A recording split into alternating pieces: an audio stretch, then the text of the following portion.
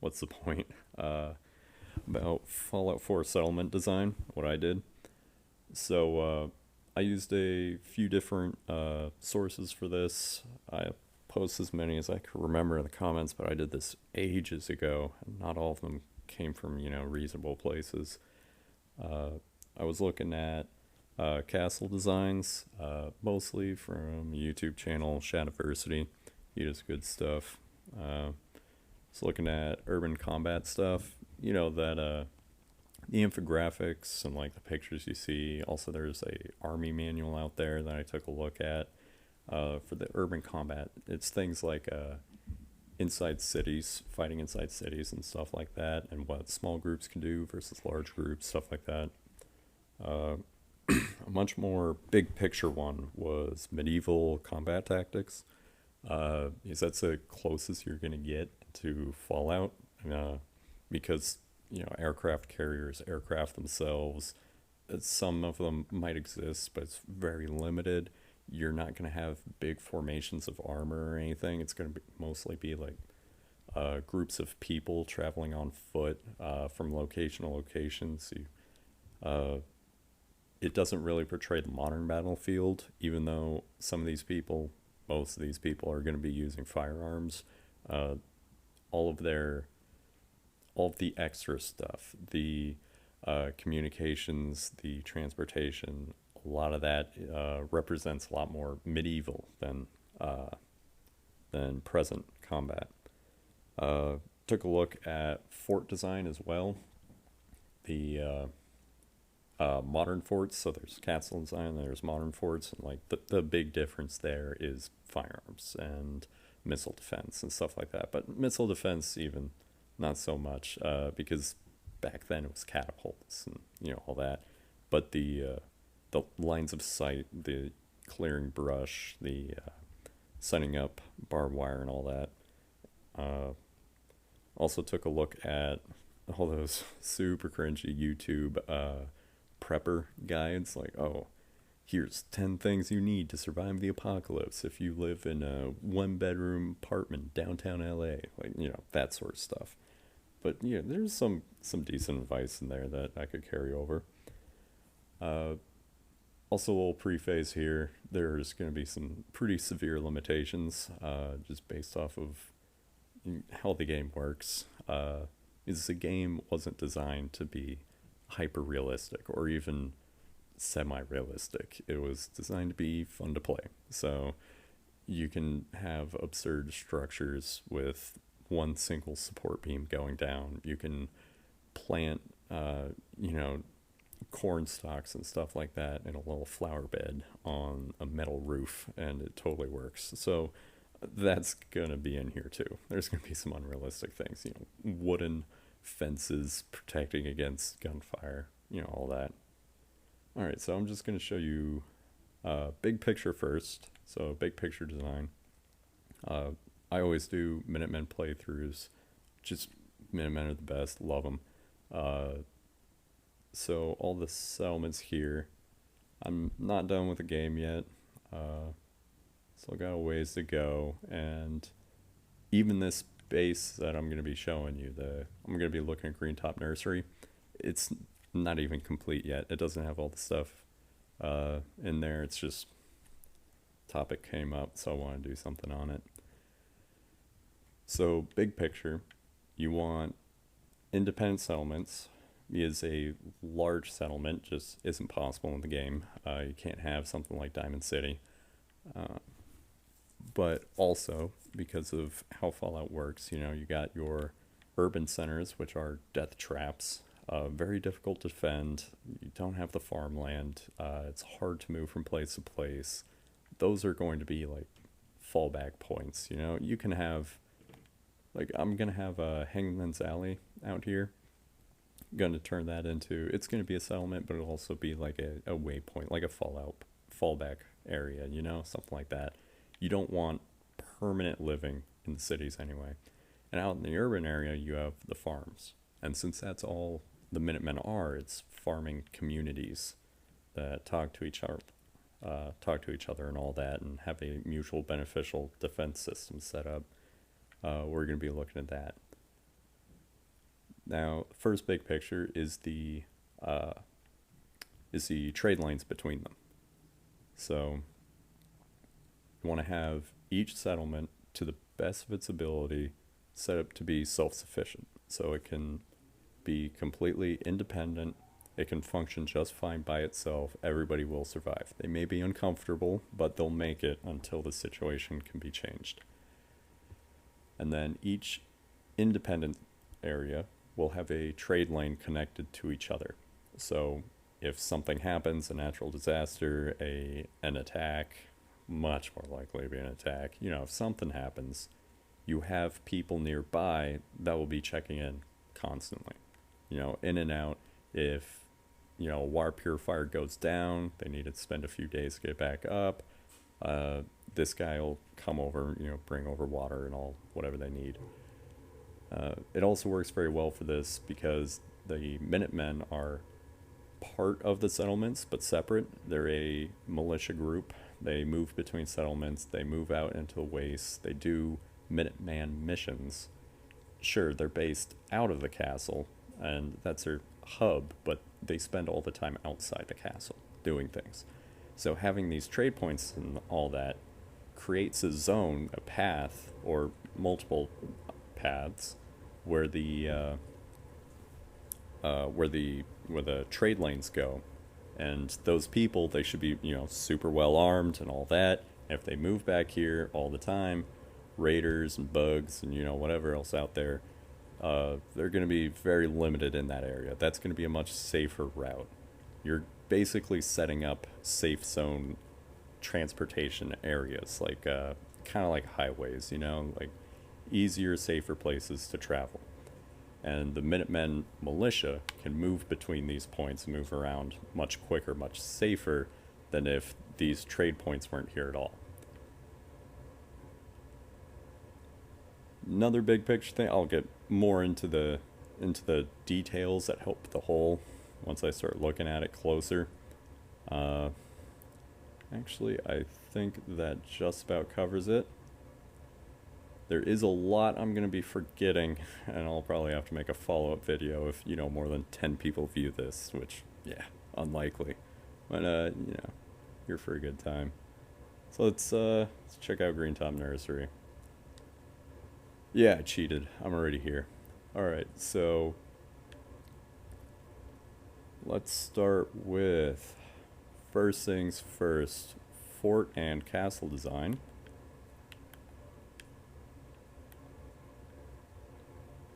So the first thing that I should have known before, because it was really obvious, I just never thought about it, is you want an outer perimeter. Now in castle design, that's the outer castle wall. Alright, that's designed to stop arrows, to stop people from getting in, all that. In fort design, that's a barbed wire fence, a chain link fence, a minefield, something like that. So, because this is kind of a mix of both, I went with the fort design, and this is one of those gameplay mechanics, because this wire fence, the enemies can shoot through it, but they can't move through it. And so all the large melee attacks and all that, it's going to do the same thing as a wall would. Now, they can shoot through it, so you don't want your settlers to be naked in there, exposed to all the gunfire, which is why there's a central spot, but I'll get more into that later. So the outer perimeter, it's just going to be a wire fence. Pretend like it's barbed wire, do whatever you want.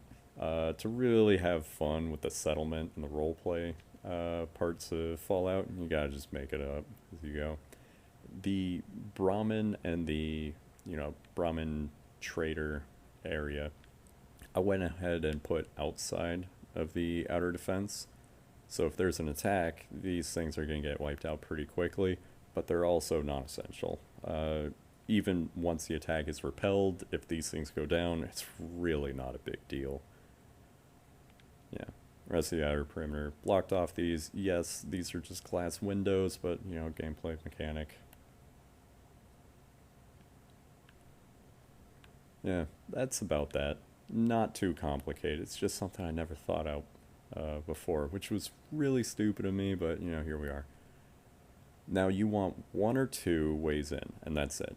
Gotta really limit the access. You want the access good enough that, Brahmin or whatever the biggest thing you're going to take in can fit through, but you also want to funnel in all the opponents. Anybody who's attacking this place, you want to make it as difficult as possible.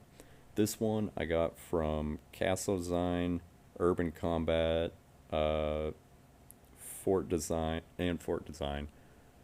And again, it's one of those super simple things that nobody should have told me I needed, but I just wasn't thinking about, is kill zones and bottlenecks.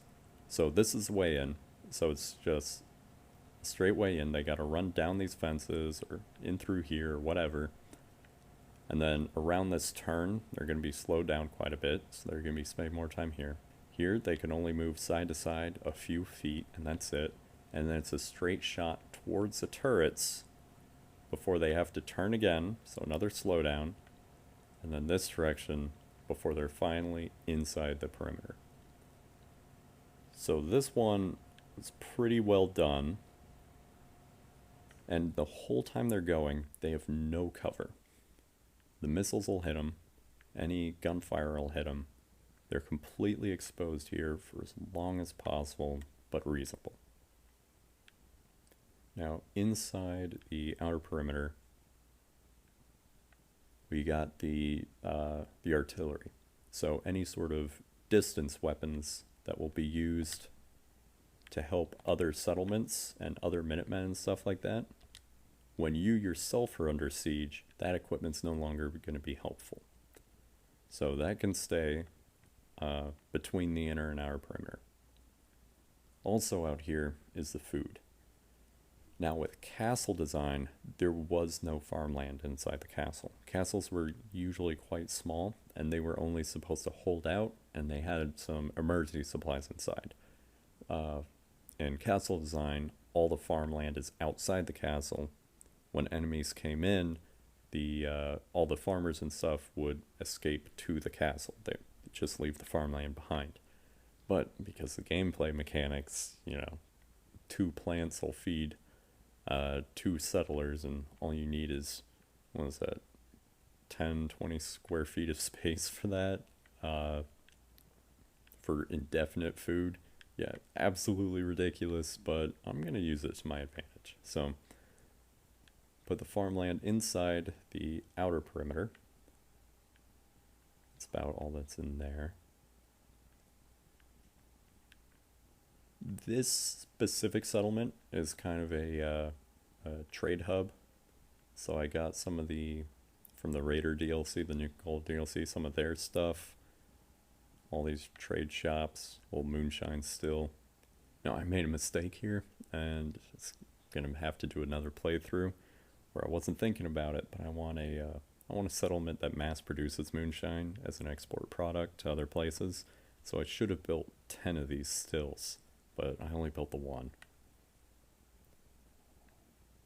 Yeah, inside you got more shops and stuff. Now, this is just housing. The outer walls form the outer perimeter, and there's a roof above their heads, but that's it. This is not a defensive point. Also of note, I love the Minutemen, but sometimes I side with the railroad. I always have a plastic surgeon dude in here at each one of my outposts, so that if we do harbor synths, we can do the chop shop right here. Or railroad agents that, need to change their face. It can all be done in-house at any house. So if the Institute's looking in, they don't know which one railroad agents are going through. It keeps that each one can act independently, each settlement can do any settlement's job, sort of a deal. General money stuff, and then importantly, the clinic. So that, again, independent. They can all do their own thing. Also out here, the decontamination station. Good stuff. Same concept as the clinic.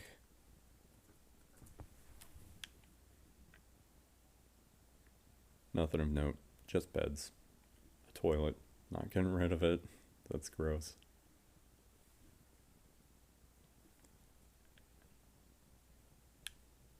Heading inside here. Actually, and step out. So we got the outer perimeter in there. We got the space between the inner and outer perimeter, which includes some of the living space, some of the residential, all of the trade stuff, the water, and the food. And, the longer range artillery. Now, this came from both castle design and urban combat. So for both of those, you want an inner and outer perimeter. Outer perimeter is out here, it's a wire. Inner perimeter is that up there. It's the fire base, it's the bunker, it's the fort. So when you're attacked, all the settlers, this won't actually work in game. This is strictly in the, the roleplay headcanon level of, shenanigans. When you're attacked, the settlers fall back from the residential, from the shops, from the food, and make their way to the inner perimeter, to the bunker. Now the bunker, the way I do things, I do form over function. Everything's bare bones. It's not pretty, dealer's choice. The bunker is where you hang out, where you hold out for the siege. So once they come through here, everybody's in. This automatic door gets shut. And you're locked in. Nothing can come in to get you. You're good. Now this comes from both urban combat and castle design. You want firing ports. Stuff that maximizes your defense while minimizing the enemy's defense. So and it's best to do it in layers. I can't really do this one in layers, but it's best to. So we got the outer turrets up here. I should put a few on this outside over here, but you got the turrets on top of your bunker firing out. They can reach past the outer defenses. Once the enemy gets through the outer defenses, they're still in range. They can still get hit. Settlers fall back. Settlers can be up on this roof here, although there's not much cover. They can shoot at them when they're outside the perimeter, when they're inside the outer perimeter, and when they're up here. I forget what this is called in castle defense, but I'll just call it another death zone. And when they're completely inside the bunker, they still have a view on them here. Now, this part really goes into the castle design, and it's really hard to do in game. But there's all sorts of cool little tricks they use on castles so that the defenders were very well covered. It was hard to hit them, but they had a lot of range. So as the enemies come in to try to get into the bunker, they have to enter this death zone. They just have that little area to get in. They could probably get grenades and gunfire through there, but the defenders will still have a lot more cover than they do. There's almost no cover here. They'd have to fall back down to the stairs. And then they have to break through this gate as they're getting shot at and getting grenades thrown at them. Now the way castles did this, the way you see this in old movies and all that, is the battering rams, big old battering rams, and they had the shields on top of them. And this was actually used in real life in old medieval castles, where they had these sharp corners leading up to the entrance so that you couldn't get a battering ram in there. So that's what I did here. So once they're up here, they just have to use whatever's in their hands, and they're in the line of fire the entire time. Now also important is, a little bit of storage for some leftover supplies and stuff, so when the settlers make their way in here, they have some time. You also need communication, because this goes into the medieval combat tactics.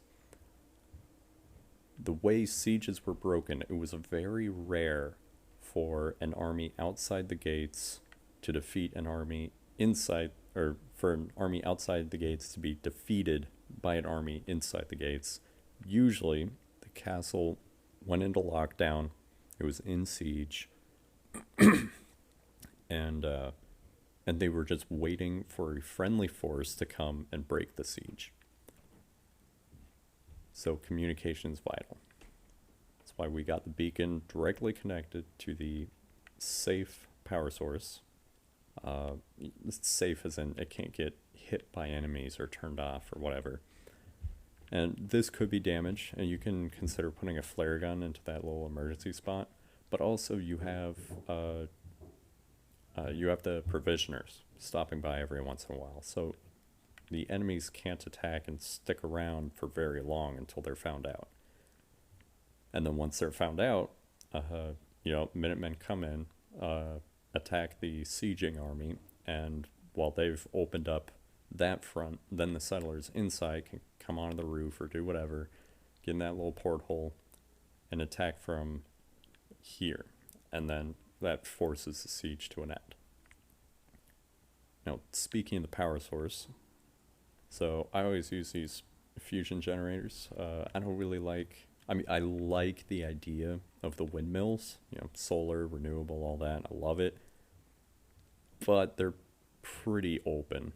Like, they have to be exposed in high areas where the wind can hit them. And that means they can easily be shot and hit with grenades and stuff like that. So I really prefer a fusion generator with a lot of protection around it. So I got that guy in there, hooked up to all the missile turrets. And here, I got another cutoff switch, and that's hooked up to everything that is between the inner and outer perimeter. So once the siege starts,